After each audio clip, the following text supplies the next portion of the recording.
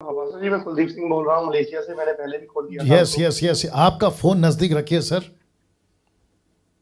Pastor जी, मैं कुलदीप सिंह बोल रहा हूँ जी मलेशिया से। जी जी जी। पास्टर जी, मेरा आज का सवाल है, फास्टिंग से फास्टिंग मेरा सवाल है कि एक विश्वासी के लिए फास्टिंग जरूरी है। ओके, ये आपका पहला प्रश्न है सर। अ, इसके रिलेटेड बहुत क्वेश्चन है।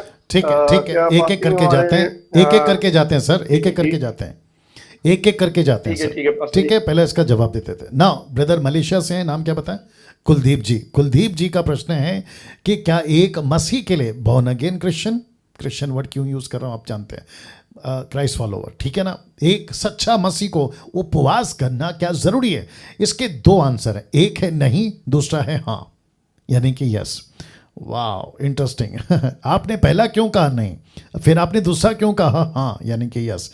देखिए, मैंने नहीं इसलिए कहा, आप अपनी मर्जी से फास्टिंग कर रहे हो तो मत करो।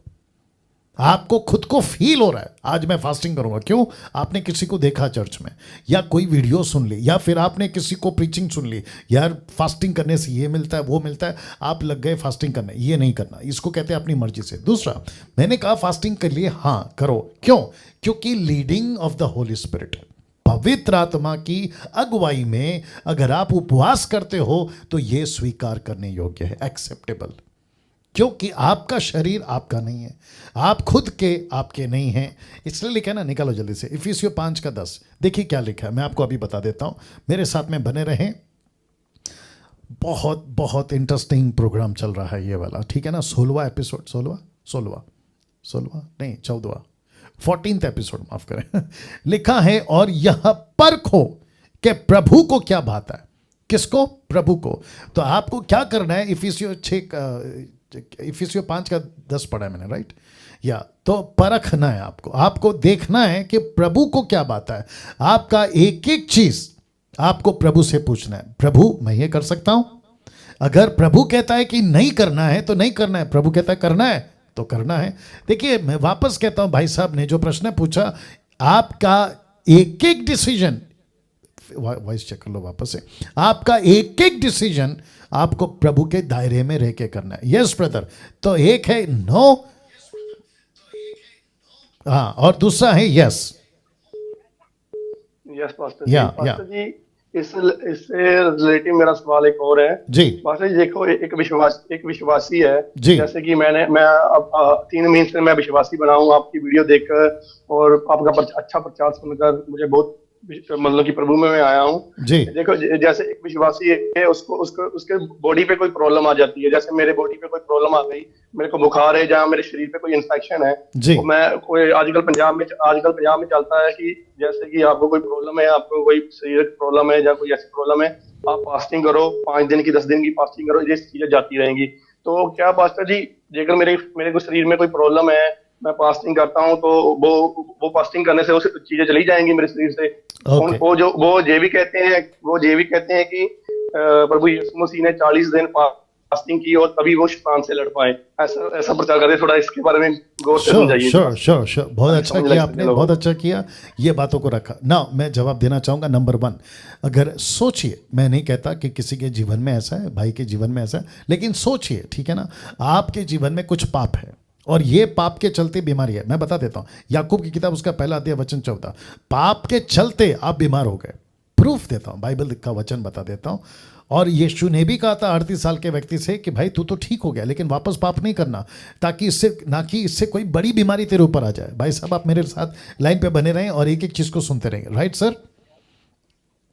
जी जी जी पास्टर जी जी। जी। नाउ याकूब की किताब उसका पहला अध्याय वचन 14, याकूब पहला अध्याय वचन 14, आइए पढ़ देते हैं। परंतु ओके, एक काम करते हैं, 13 से पढ़ते। जब किसी की परीक्षा हो तो वो ये ना कहे कि मेरी परीक्षा परमेश्वर की ओर से होती है, क्योंकि ना तो बुरी बातों से परमेश्वर की परीक्षा हो सकती है और ना ही वह किसी की परीक्षा आप करता है। वचन 14, प्रत्येक व्यक्ति अपनी ही अभिलाषा से खिंचकर और फंसकर परीक्षा में पड़ता है। फिर अभिलाषा गर्भवती होकर पाप को जनती है, और पाप जब बढ़ जाता है तो मृत्यु को उत्पन्न करती है। तो इसका मतलब क्या हुआ बहुत ध्यान से सुनना।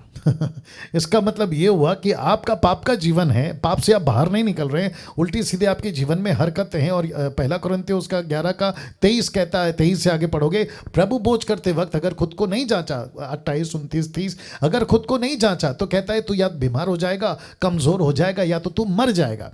ये क्या है? ये सब रख के अगर कोई कहता है फास्टिंग करो, चली जाएगी, कैसे जाएगी जी? बात करिए भैया। आपके जीवन में पाप है लेकिन कहते हैं फास्टिंग करो, चली जाएगी, कैसे जाएगी? जी जी पास्टर जी, पर जो जो जो मेरी बॉडी में प्रॉब्लम है, इच्ची की प्रॉब्लम है, खुजली की प्रॉब्लम है, ये मलेशिया में नॉर्मल है। मैं 2 साल हो गए मेरे को मलेशिया में रहते हुए। जी जी। 2 साल मेरे को मलेशिया में रहते हुए हो गए हैं। तो ये तो पहले की है ना, जब मैं प्रभु में आ गया अभी तो मैं विश्वासी बन गया जी। अभी मैं कोई पाप नहीं करता, मेरे को मालूम है, मैं अभी मेरी जिंदगी बिल्कुल साफ है जी। मैं प्रभु में चल रहा हूँ, प्रभु का वचन सुनता हूँ, दिन रात प्रभु का वचन ही सुनता हूँ बस। जी जी। तो अभी भी मेरी जिंदगी जी। हेलो, या तो मैं समझता हूँ कि कोई दिक्कत आई होगी भाई को बात करते करते। तो भाई कह रहे हैं कि इचिंग है बॉडी में क्योंकि वहाँ का वेदर, वहाँ का पानी XYZ। तो इसका मतलब है कि वो नेचुरल है, नैसर्गिक है, पाप का जीवन नहीं जी रहे। दूसरा क्या करना है? प्रार्थना करना है, प्रभु की प्रतीक्षा करना है, वेट करना है। आप उसको फास्टिंग से, इसको कहते हैं जबरदस्ती। देखिए परमेश्वर की उत्तर क्या है प्रार्थना में? या तो ना, या तो हाँ, या तो वेट। Yes, no, wait. बाकी अगर ये तीनों नहीं है तो फिर आपको जांचना है, यार ये ठीक क्यों नहीं हो रहा है। लगे हाथ ये भी कह देता हूं कि जब से ये प्रोग्राम स्टार्ट किया है, 14 एपिसोड आज का पकड़ के, काफ़ी लोग मैसेज भी करते हैं मेरा ये प्रॉब्लम है। यहां तक कि सेवक लोग, पास्टर्स, जो पास्टर्स है ना, वो तक भी ये कहते हैं कि भाई ये प्रॉब्लम है, वो प्रॉब्लम है, ऐसी समस्या, वैसी समस्या। फिर मुझे पता चल रहा है कि आत्मिकता की मैच्योरिटी, लेवल ऑफ मैच्योरिटी, परिपक्वता का स्तर कहाँ है? अभी भी हम दूध पी रहे हैं, अभी भी मिल्क ड्रिंकिंग, ऐसी ऐसी बातें, ऐसी ऐसी चीज़ें हैं जो पूछते हैं। मैं अपेक्षा करता हूं अगर आप खुद को सेवक कहते हो तो आपका जो अंडरस्टैंडिंग का जो लेवल है ना, वो बहुत ऊंचा होना चाहिए। आपको ये भी बहुत समझना ज़रूरी है। तो ये सारी चीज़ें कब होती है? जब हम खुद को एजुकेट करते हैं, वचन से एजुकेट करते हैं, स्क्रिप्चर्स को पढ़ते हैं, कॉन्टेक्स्ट को पढ़ते हैं, तब ये सारी चीज़ें समझ में आती है। तो मैं समझता हूँ कि भाई साहब का जो कॉल है, लाइन पे है, ओके, कट गया है। तो मुझे नहीं पता क्या हुई होगी बातचीत, नेटवर्क इशू हुआ होगा, लेकिन मैंने उनके दोनों सवालों का जवाब दे दिया है। तो एक है आगे लाइन पे, एक है, कौन है? हाँ, उठाओ उठाओ उठाओ उठाओ जी, बात करिए। ओके, कोई इशू नहीं। तो एक था उनका, क्या मसीह लोग फास्टिंग कर सकते हैं? यस एंड नो का जवाब दे दिया। दूसरा है, अगर कोई बीमारी है तो किसी ने कहा फास्टिंग करो, यीशु ने किया था तुम भी करो। ना ना ना ना ना ना, आपको किसी भी चीज के लिए जबरदस्ती परमेश्वर को मजबूर नहीं करना है।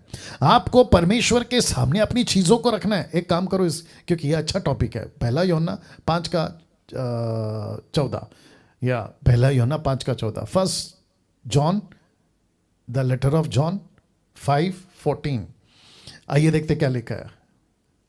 हाँ, यही है, पहला यूहन्ना 5 का 14 लिखा है। और हमें उसके सामने जो हियाव होता है वह यह है कि यदि हम उसकी इच्छा के अनुसार कुछ मांगते हैं तो वो हमारी सुनता है। उसकी इच्छा, इसका मतलब क्या है? हमें प्रभु पर डिपेंड रहना है। प्रभु ये प्रॉब्लम है, प्रभु ये समस्या है। पौलुस ने भी यही किया ना, मेरे शरीर में कोई कांटा छुपा है, मैंने 3 बार प्रार्थना किया, लेकिन प्रभु कहता है मेरा अनुग्रह तेरे लिए काफ़ी है। सीधे। तो आपको प्रभु के पास वेट करना है। एक खुद को चेक करो और दूसरा प्रभु की इच्छा को जानो। दैट्स इट जी। नेक्स्ट कॉल लें।